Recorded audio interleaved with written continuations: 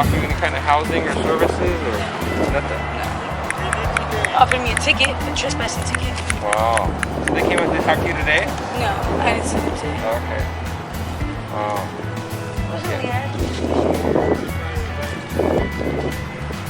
Well, I'm an advocate.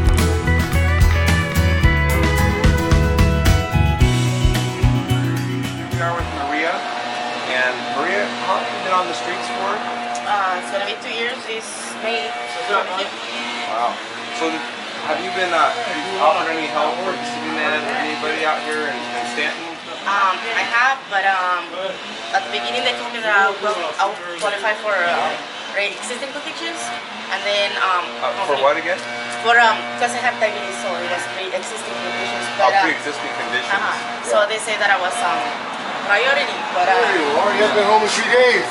next that I know, they changed what they have told me, because now they're waiting for a shelter or the other kind, not the one that they told me. Oh. So they won't. It's not even follow through and. Wow. Okay.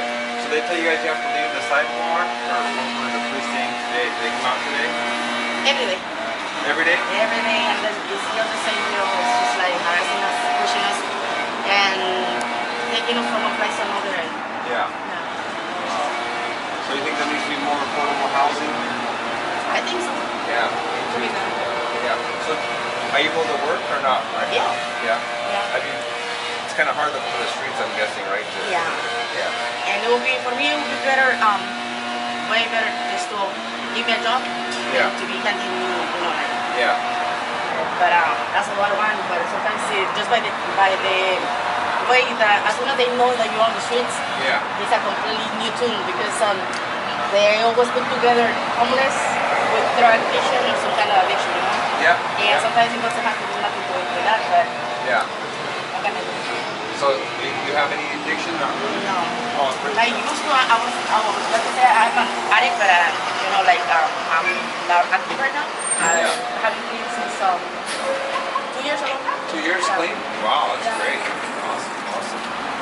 Well, I'm gonna ask my friends to pray for you. We're gonna hopefully be able to get more help with you. That's our goal always. Work with I've talked with the mayor and try to get these bathrooms out here or something. I know that they don't have the public bathrooms open in the park, so it must be hard for women, especially, right, to take It care is of. really hard. Yeah. It's just depressing because you're not used to it. Yeah. I had never been in these conditions. Yeah. And when I first came in, I thought that, like they say, no, police is here to serve protect or to help you out. But to see that they were the first ones to rush us out of the park and then call us names and degrading us, What kind of names do they call you guys? drug addicts, trash, the worst of the standard. Like there's an officer, especially Arellano. It's Officer Arellano, Lieutenant Arellano, or whatever it is. Yeah. He's on a case like you don't have no idea. Yeah.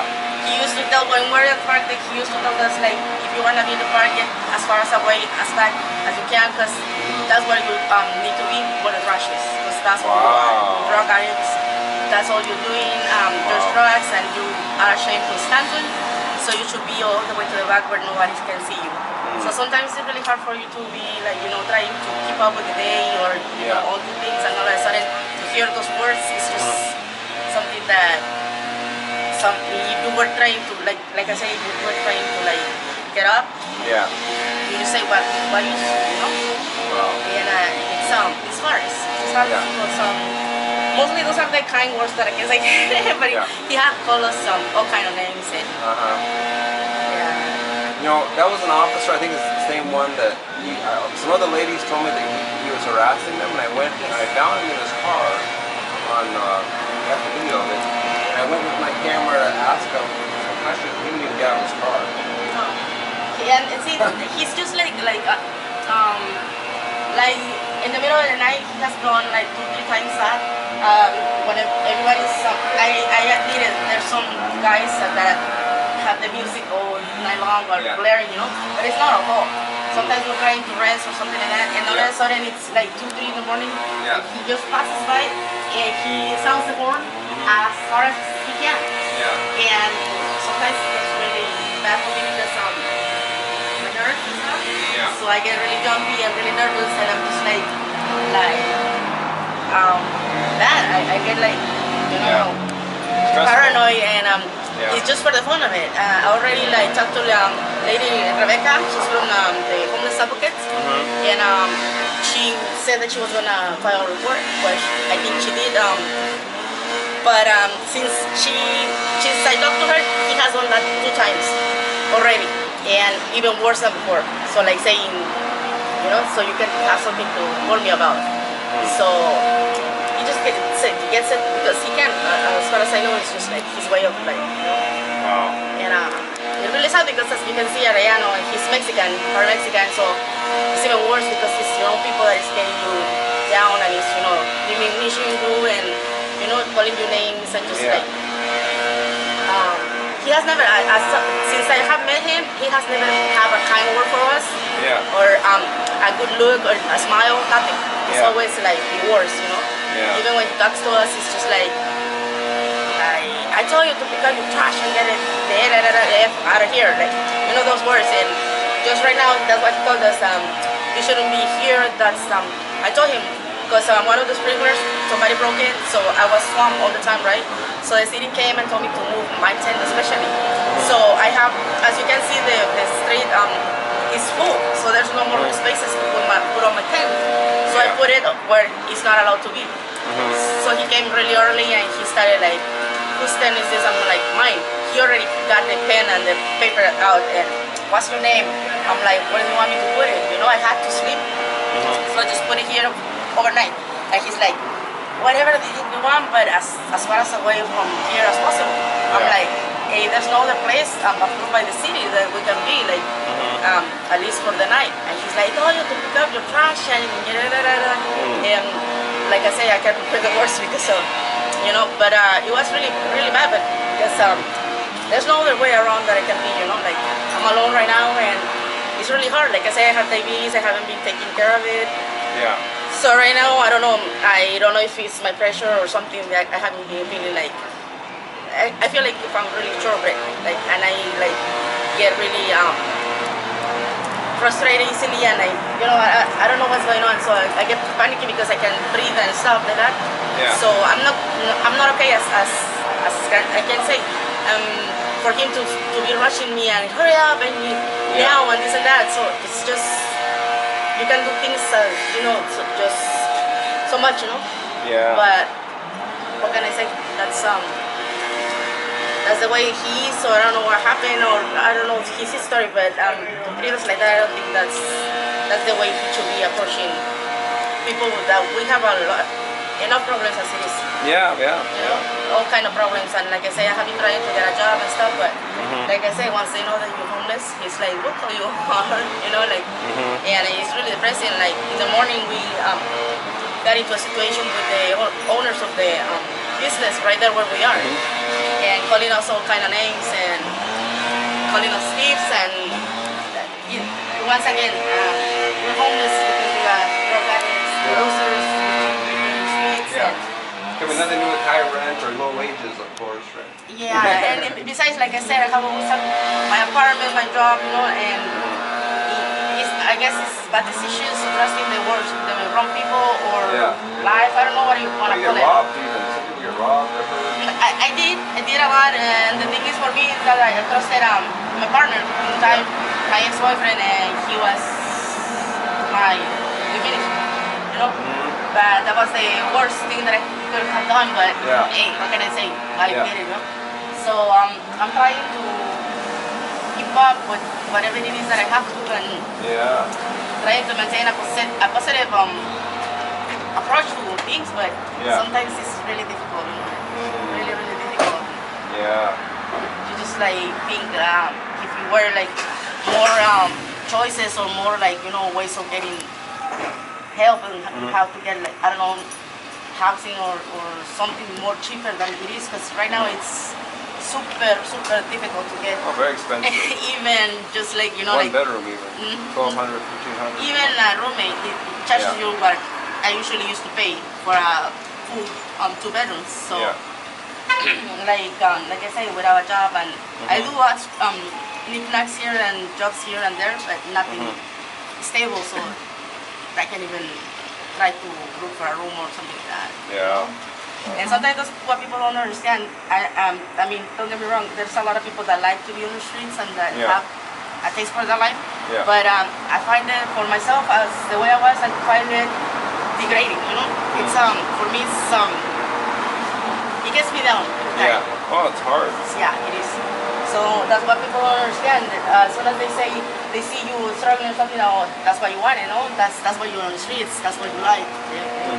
And they start judging you before they know you. So that's Exactly. That's sad exactly too what because Yeah. you don't even wanna. At least me, I don't even wanna open my mouth anymore because the first thing that I receive is just like judgment. Yeah, you're this, you're that, you're this, yeah. Yeah, if you weren't because you like this, or if you Yeah. weren't because you're doing this, they don't Yeah. even know my life, or they don't even know what I'm going through right now to make assumptions or to think that I'm doing this or doing that. Yeah, exactly. Yeah. So Can I ask you one thing? What made you to become in a situation like this from the beginning? She's asking how did you become homeless, basically. what made me? So like, cause your boyfriend, right? Yeah, I was living in Pando and I had to come here precisely to do the rehab, the court order. So when I finished my 90 days inpatient, my daughter was living here in Sandon, actually in Garden Grove. So I didn't want to go back to Pando because it was an abusive relationship and he had taken everything from me. So I had nothing. I was on the streets. I had no job. I had no money. He took everything. See? So I took it as starting new. I stayed with my daughter for a whole year, and I was okay. I was doing okay. I had my job and everything, but then I started having problems with her because of the same reason that her father-in-law. I started telling her that I was acting again on drugs and this and that, just because he assumed I was, just because I didn't like to be told off by him, that was all. She started getting the wrong ideas, and because I was really proud, I started, instead of going to her and approaching her and talking to her and clearing things out, I was like, fine, leave whatever you want, But it got to the point that she decided to ask me to leave, and here I am. I didn't have another place to be, and a friend of mine brought me here to the park with the guys. Thank God I found a lot of good guys. Yeah. I don't have nothing bad to say about them. They're all my friends since the beginning, and they have taken care of me, and they have my back in case of whatever problem I have. I just go and talk to them, and they're like, really gladly help me out. And like I said, thank God I haven't had any kind of violence in that sense or anything like that. But like I said, every day is something new. Every day is something, some problem, some gossips, or some, like that has your mind up to running, and it's not. Like when you decide to go and lay down for a bit, something and it's up and you never get to rest. So it's I don't know. It's like having a coin in the air. You never know what's gonna come up. Yeah. I lived on the streets over 10 years as part of my ministry, so I know exactly what it's like. And yeah, especially for a woman, it's hard enough as a man, but as a woman, yeah, that must be. Yeah, at the beginning I was really proud. Like I couldn't even dare to ask the guys or the girls. And mostly, as you can see, there's more men than women here. Yeah. So I have a lot of friends, male. So it was really hard for me to even ask them, hey, can I have a sip of your drink, or can I borrow $1 to get me a drink? Yeah. It was super hard because I have always been really proud. I was like the one going to like. I was always giving, so I had to understand that. That's why we were here, and with time, we gather more trust and everything. So right now, whoever has something to eat, we all eat. If I had something, I have, I share it gladly because, like I said, if it's a banana that we have, we all eat from there. So it's like we got to be like a family, and we take care of each other. If we see somebody that is out of here, what are you doing? What are you here for? And do you know him? Do you know her? And that's how we start taking care of our own. So you believe in Jesus? Of course, I do. Yeah, praise God. Yes, Awesome. yes, I do. And, No, that's why I tell people is a lot of times they don't realize there's Christians out here, believers, and we shouldn't. The church is very judgmental even. And they call all the homeless bums or this or that. like I said, they tag us, but as soon as they say, you say, I'm homeless, Yeah. what drug do you use? Yeah, exactly. What drug are you using? How long have you been in drugs? Yeah. So it's not even that. It's just like, a lot of reasons. like I said, the problem that we had in the morning is because of the sprinkler that got broken. Yeah. So that specific officer that I was telling you is over there citating us, and all of a sudden they open the gate and he's like really politely. That's how you knew that he's against us. Because he's like, oh, in Spanish, you needed to get out so they can move this, and they started replying, oh yes sir, we need to get out, but how are we supposed to get out looking at this mess that they have here every day? So I was okay, and they're Latinos too, they're speaking Spanish, right? Yeah. So I get really bummed out, and then the other guy is like, well, they're stealing the water and the electricity. What can you expect from drug addicts like this, right? That live on the streets. So I got upset, and I told him, with all due respect, we're not stealing your water. Who gathered you? Who gave you that idea? Because we don't even touch water. We don't even know where you have the water here. We go to the other shops and ask them to give us water, and they're kind enough to give us water without, hesitating. So we're not touching anything from you. Yeah. And he's like, then why are you on the streets? You like must excuse for bumps, like you said. And why are you homeless? I'm like, you know what? You should be thankful and count your blessings that thank God you have your job, Yeah. and you have your health.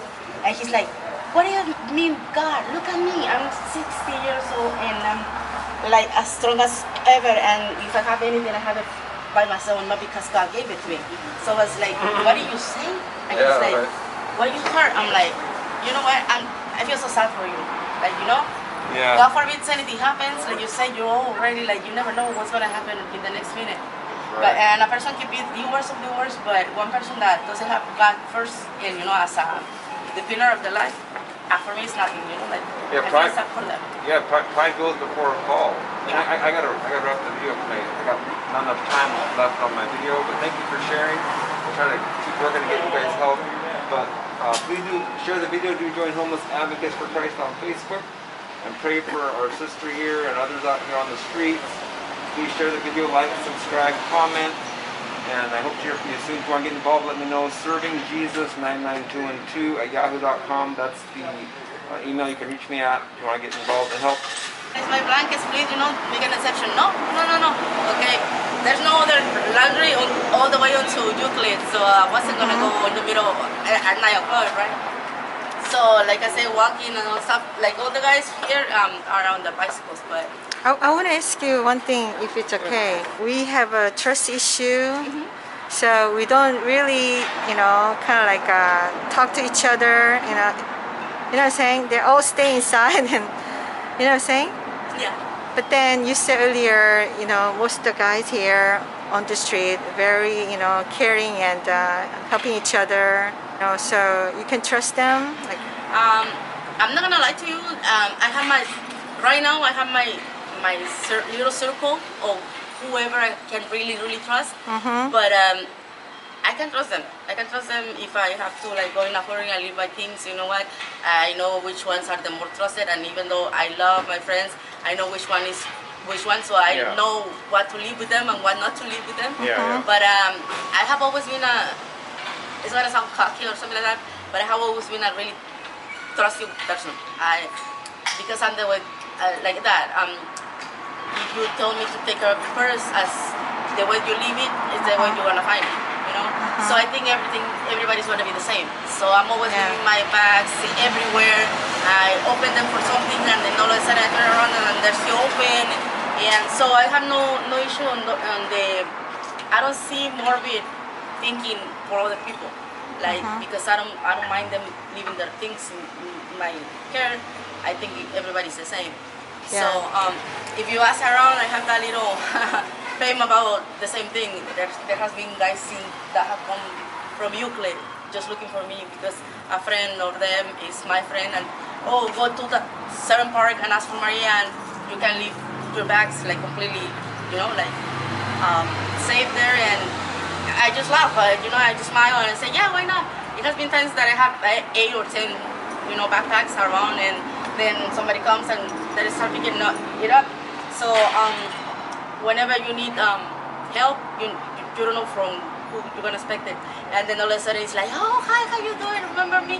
You helped me in so situation. I'm like, no, really? Yeah. And the other day was one of the guys like, remember me? You and your boyfriend fed me at the railroad tracks. I'm like, no, it wasn't me. Yeah. What do you mean it's not? It's not you. You and your boyfriend Jaime used to feed me, like whenever I was lying down. So it feels kind of good to know that they remember you for the good things. Yeah. And but if I do something, I do it out of my heart. I don't expect them to return nothing or to, whatever it is.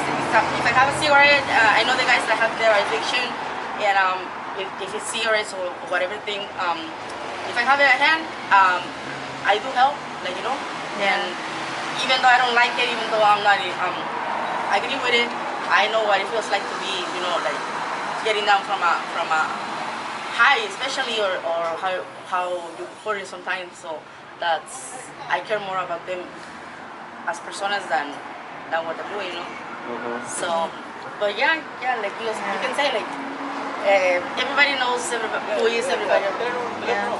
Barato, eh? So like I say, I know who to trust and who say, okay, I'm taking this, I'm taking that.